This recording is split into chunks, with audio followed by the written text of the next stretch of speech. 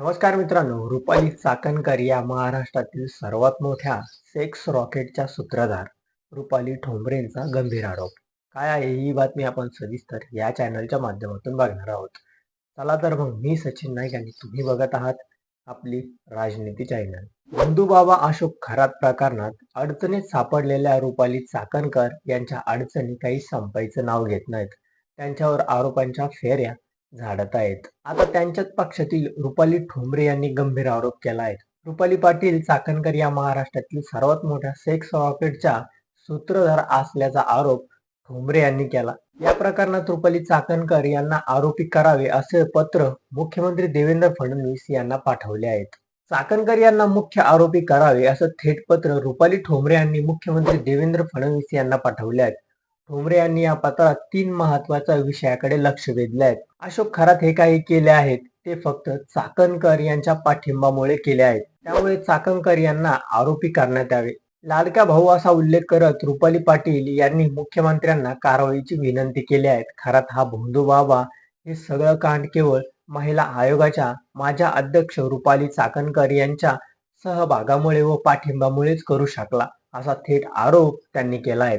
रुपाली ठोंबरे यांनी मुख्यमंत्र्यांना लिहिलेले पत्र खालील प्रमाणात आहेत. चला तर बघूया या पत्रामध्ये काय लिहिलेलं आहे. महाराष्ट्राला काळीमा फासणारे हे सेक्स रॉकेट आपण निडरपणे उघडकीस आणल्याने मी महाराष्ट्रातील तमाम लाडक्या बहिणींच्या वतीने अभिनंदन करते व आभार मानते. रुपाली निलेश चाकणकर हिचे बलात्कारी भोंदूबाबा कॅप्टन खरात बरोबरचे हितसंबंध संपूर्ण महाराष्ट्राने पाहिले आहेत.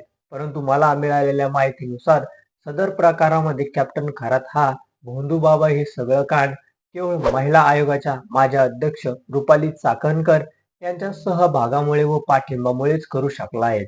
रुपाली चाकणकर यांनी पुण्यासह अनेक ठिकाणी पदाचा दुरुपयोग करून पोलिसांवर दबाव टाकून अनेक खोटे गुन्हे दाखल केले आहेत. न्यायवाचक मी आपणास स्वतंत्र माहिती देईल. भोंदूबाबाला असे गैरकृत्य करण्यास पाठिंबा दिलेला आहे. त्यामुळे रुपाली निलेश चाकणकर हिच्या बाबतीत काही महत्वाच्या बाबी मनात माहिती घेऊन त्यांना अनेक गोष्टीचा उलगडा मी आपल्या समोर करेल. त्यापैकी रुपाली चाकणकर हिच्या बाबतीतली काही महत्वाच्या बाबी खालील प्रमाणे आहेत. मागील वर्षी पत्रकाराने याच भोंदूबाबा कॅप्टन अशोक खरात याचा पर्दाफाश करून त्याचा गैरकृतीची बातमी दिल्यानंतर त्याला फोन करून त्याचे विरुद्ध कारवाई करण्याची धमकी देऊन त्याच्याकडून माफीनामा घेतला होता. त्यामुळे मदर भोंदूबाबा हा पूर्वीपासून बलात्कार करत असल्याचे रुपाली चाकणकर यांना माहीत होतं. त्यामुळे प्रथम त्यांना ताब्यात घेऊन तपास चालू करावे आवश्यक आहे. दिनांक 29/12/2025 रोजी नाशिक ग्रामीण बाबी पोलीस स्टेशन इथे गुन्हा क्रमांक 468 हा रुपाली चाकणकर यांनी दाखल करायला लावला आहे. यामध्ये कॅप्टन खरात याचा पेंगिंग शोषणचा व्हिडिओ व्हायरल झाला होता. तो व्हिडिओ यापुढे व्हायरल होऊ नये व भोंदूबाबा वाचवा याकरता पोलिसांवर दबाव टाकून मदर गुन्हा दाखल करून भोंदूबाबांनी केलेल्या कृत्यावर पाणी टाकले आहेत.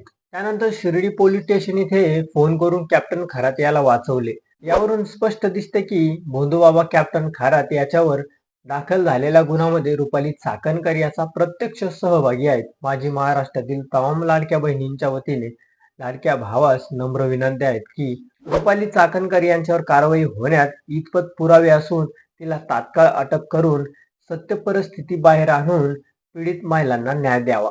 तर तुम्हाला काय वाटतं या बाबतीत हे आमच्या चॅनलच्या कमेंट बॉक्समध्ये नक्की कळवा आणि व्हिडिओ आवडला असेल तर चॅनलला लाईक आणि सबस्क्राईब करा.